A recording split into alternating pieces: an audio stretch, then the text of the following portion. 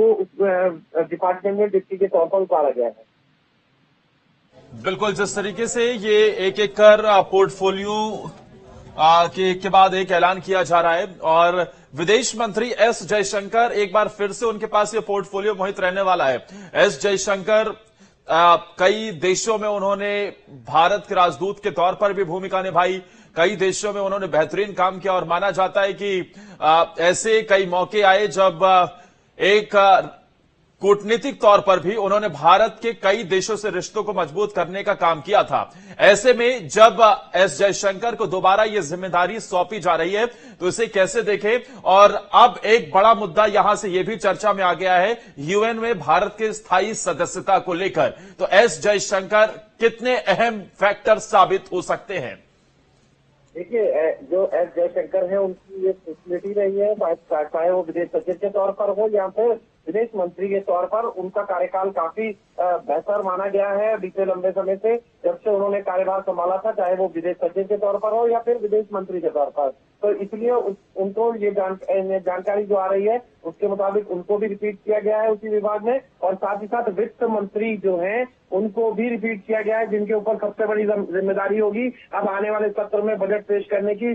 कुल बजट जो है वो पेश किया जाना है, तो फिर निर्मला सीतारमण एक बार फिर आपको ये इस विभाग में नजर आने वाली है। ये बड़ी जानकारी आप दे रहे हैं। एक बार फिर से निर्मला सीतारमण को भी वही पोर्टफोलियो दिया गया है, यानी वित्त मंत्री की कमान एक बार फिर से सौंपी गई है निर्मला सीतारमण को और आने वाले दिनों में वो पूर्ण बजट भी पेश करने वाली हैं, जिस पर सबकी अब निगाहें होंगी कि किस तरीके से इस बजट को रखा जाए।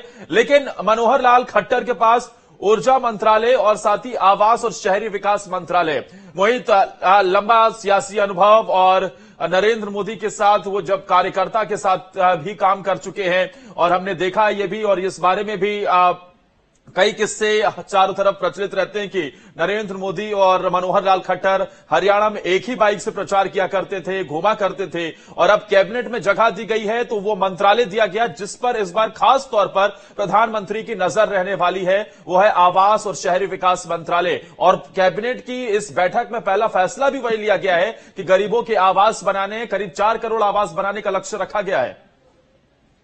जी बिल्कुल, क्योंकि ये बहुत अहम मंत्रालय है। जिस तरीके से यूं तो हर विभाग भी एक बहुत अहम माना जाता है, लेकिन जनता से जुड़ा हुआ सीधे सीधे विभाग है, और इन जनता से जुड़े इन विभागों में जिस तरीके की बातें सामने आ रही हैं, जिस तरीके से लग रहा है, तो फिर एक बार बीजेपी का दबदबा रहेगा इन तमाम विभागों पर और सहयोगियों को दूसरे विभाग दिए जाएंगे जो पहले से इस विभागों में काम करते आ रहे हैं। वही मंत्री एक बार फिर आपको देखने को मिल रहे हैं। क्या रेल मंत्री के तौर पर अश्विनी वैष्णव को ही फिर से जिम्मेदारी दी गई है? और मोहित, अगर आपके पास जानकारी मिल पाई हो तो एक बार जरा, अगर आपके पास लिस्ट पहुंची हो तो ये बताइए कि क्या शिवराज सिंह चौहान के मंत्रालय के बारे में कुछ पता चल पाया? क्योंकि खबर है कि उन्हें कृषि मंत्रालय दिया जा सकता है, क्योंकि नरेंद्र सिंह तोमर जब उन्होंने कृषि मंत्रालय का ये पद छोड़ा था तो उसके बाद अर्जुन मुंडा को सौंपा गया था, लेकिन अभी अर्जुन मुंडा भी नहीं है और नरेंद्र सिंह तोमर भी विधानसभा के स्पीकर हैं मध्य प्रदेश में, तो ये कृषि मंत्रालय को लेकर जद्दोजहद थी, तो क्या उन्हें ये सौंपा जा सकता है? जी बिल्कुल, सूत्र जो बता रहे हैं उसके मुताबिक यही विभाग जो है उनको सौंपा जा सकता है, और कंफर्म हो गया है शिवराज सिंह चौहान जो है वो नए कृषि मंत्री होंगे। शिवराज सिंह चौहान को नया कृषि मंत्री बनाया गया है, तो वहीं धर्मेंद्र प्रधान को एचआरडी मिनिस्ट्री दी गई है। जहां हम बात कर रहे थे सहयोगियों की, तो जीतन राम मांझी को micro, small and medium enterprises का मंत्री बनाया गया है। तो ये जानकारी अभी पुख्ता हो गई। बिल्कुल, ये बड़ी खबर अपने दर्शकों को बता रहे हैं, जो हमारे सहयोगी मोहित बता रहे हैं कि शिवराज सिंह चौहान देश के अगले कृषि मंत्री होंगे। जी हाँ, ये कंफर्म हो गया है। कृषि मंत्रालय की जिम्मेदारी शिवराज सिंह चौहान को सौंपी गई है। इसके अलावा जीतन राम मांझी को एमएसएमई मंत्रालय सौंपा गया है, मनोहर लाल खट्टर को आवास और ऊर्जा मंत्रालय, लेकिन शिवराज सिंह चौहान कृषि मंत्रालय की जिम्मेदारी उन्हें दी गई है। शिवराज सिंह चौहान को माना जाता है कि कृषि के क्षेत्र में मध्य प्रदेश में कई रिफॉर्म उन्होंने करने के प्रयास किए। इसके साथ ही महिलाओं से लेकर हर एक क्षेत्र में उनका जुड़ाव रहा और तमाम बड़े फैसलों को लेकर भी कहीं ना कहीं उनकी चर्चा रही, क्योंकि इससे पहले जो कृषि मंत्री नरेंद्र सिंह तोमर थे वो भी मध्य प्रदेश से ही आते थे, लेकिन उसके बाद जब वो विधानसभा का इलेक्शन लड़कर जीते और उसके बाद जब वो विधानसभा के स्पीकर बने, तब से ये कृषि मंत्री के तौर पर एंट्रीम तौर पर जिम्मेदारी संभाल रहे थे अर्जुन मुंडा। लेकिन अब देश के अगले कृषि मंत्री शिवराज सिंह चौहान होंगे। ग्रामीण विकास मंत्रालय की भी शिवराज सिंह के पास जिम्मेदारी सौंपी गई है। मोहित, देखिए, अभी तक जो जानकारी आ रही है उसके मुताबिक मैं आपको बताता चल रहा हूं कि शिवराज सिंह को देखिए कृषि मंत्रालय सौंपा गया है, वित्त मंत्री रिपीट किया जा रहा है उनको, और इसके साथ साथ जो है वो रेलवे मिनिस्टर अश्विनी वैष्णव बन रहे हैं। और अगर हम बात करें तो पेट्रोलियम मंत्रालय भी जो है वो हरदीप पुरी के पास होगा, लेकिन शिवराज को दूसरा मंत्रालय दिया गया है। पंचायत और ग्रामीण विकास मंत्रालय भी शिवराज सिंह को दिया गया है। शिवराज सिंह चौहान ही ग्रामीण विकास मंत्रालय संभालेंगे। जी बिल्कुल, जिस बात की जानकारी हम अपने दर्शकों को दे रहे ग्राफिक्स के जरिए भी कृषि और ग्रामीण विकास मंत्री की जिम्मेदारी सौंपी गई है। शहरों के विकास के साथ साथ गांवों को सशक्त बनाने का एक सपना प्रधानमंत्री नरेंद्र मोदी का हमेशा से रहा है।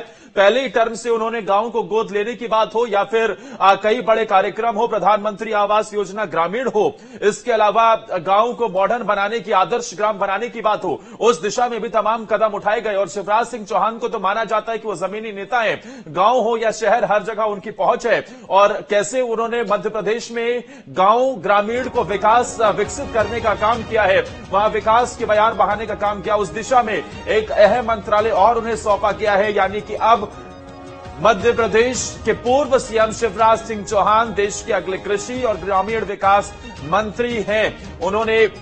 उन्हें यह मंत्रालय सौंपा गया है और जल्दी हम वो तस्वीरें भी देखेंगे जब शिवराज सिंह चौहान अपना कार्यभार संभालते हुए नजर आएंगे, जब वो पहुंचेंगे अपने मंत्रालय और वहां पर अधिकारियों से मीटिंग लेते हुए भी दिखाई देंगे। आज दो बड़े फैसले हुए। पहला कृषि मंत्रालय से ही संबंधित था, जब प्रधानमंत्री नरेंद्र मोदी ने 17वीं किश्त जारी की। ये किश्त प्रधानमंत्री किसान सम्मान निधि योजना की थी। पहला ही फैसला प्रधानमंत्री ने लिया और ये अब जो किसान सम्मान निधि की बात हो या फिर किसानों के हित के फैसलों की बात हो, ये शिवराज सिंह चौहान के पोर्टफोलियो से जुड़ा हुआ पूरा मामला।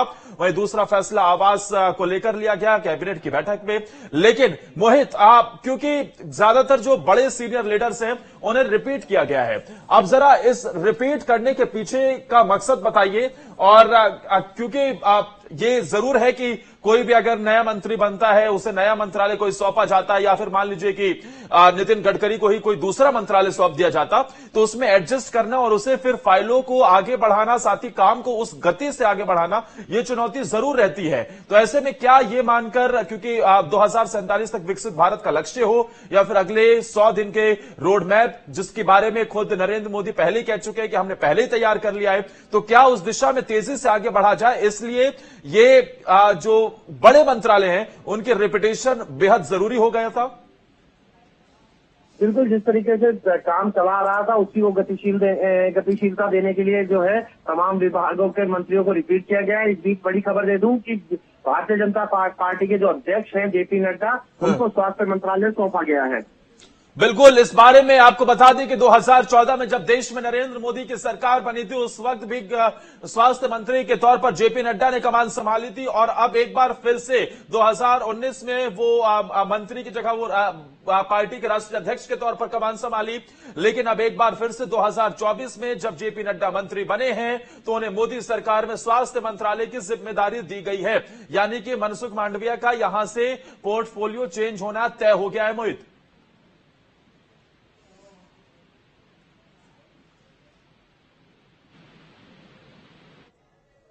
मोहित, जिस तरीके से ये लिस्ट निकलकर सामने आ रही है, इसमें अभी तक जो पोर्टफोलियो में बदलाव दिखा है वो एक हरदीप सिंह पुरी और दूसरे जो नजर आ रहे हैं वो मनसुख मांडविया हैं।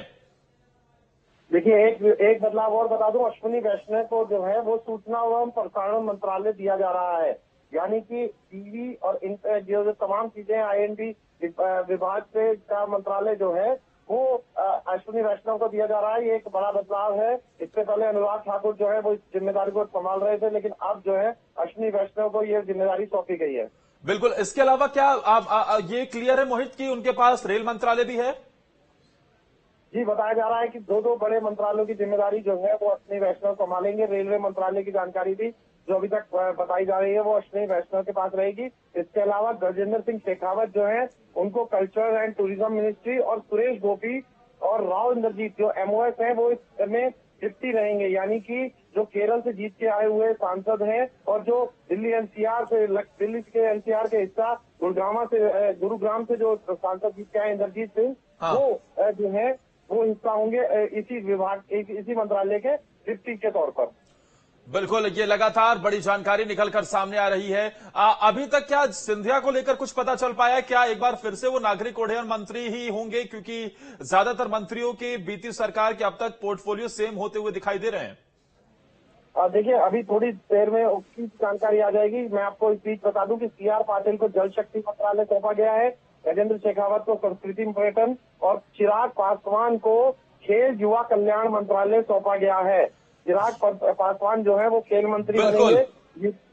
जी, बिल्कुल, ये बड़ी जानकारी आपकी तरफ से दी जा रही है। जो मंत्रालय अब तक अनुराग ठाकुर संभाला करते थे, क्योंकि इस बार उन्हें कैबिनेट में जगह नहीं मिली है, तो चिराग पासवान खेल एवं युवा मंत्री है, युवा चेहरा, और इस कैबिनेट का हिस्सा लोक जनशक्ति पार्टी रामविलास के अध्यक्ष।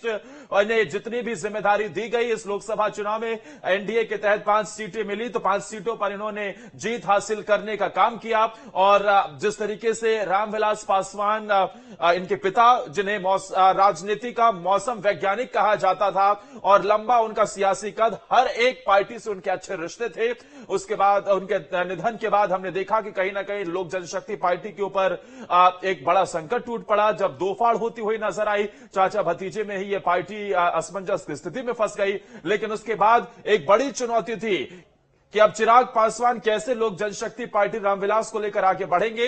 हालांकि उन्होंने बखूबी काम किया और जमीन पर रहकर कैसे पार्टी को मजबूत किया, उसका नतीजा यह है कि 2024 में उन्हें 5 सीटें मिली, तो 5 पर उन्होंने जीत हासिल करने का काम किया है। अब तक ये तमाम मंत्रालय निकलकर सामने आ गए हैं। पीयूष गोयल को वाणिज्य मंत्रालय दिया गया है। क्या ये पता चल पाया कि मनसुख मांडविया और साथी ज्योतिरादित्य सिंधिया के पास कौन सा मंत्रालय है? देखिए, अभी उनकी जानकारी भी धीरे धीरे आएगी, लेकिन शिक्षा मंत्री जो है वो धर्मेंद्र प्रधान जो है उनको बनाया गया है। ये जानकारी अभी और आ रही है, जो अपडेटेड जानकारी है, जिसके मुताबिक शिक्षा मंत्री के तौर पर जो है वो इंडक्ट किया गया है धर्मेंद्र प्रधान को। ठीक है, मुझे मोहित ये बताइए, क्या सुरेश गोपी को डेप्यूटी बनाया गया है पर्यटन मंत्रालय, संस्कृति मंत्रालय का, जो कि गजेंद्र सिंह शेखावत संभालने वाले हैं? जी बिल्कुल, मैंने आपको बताया कि गजेंद्र शेखावत जो है वो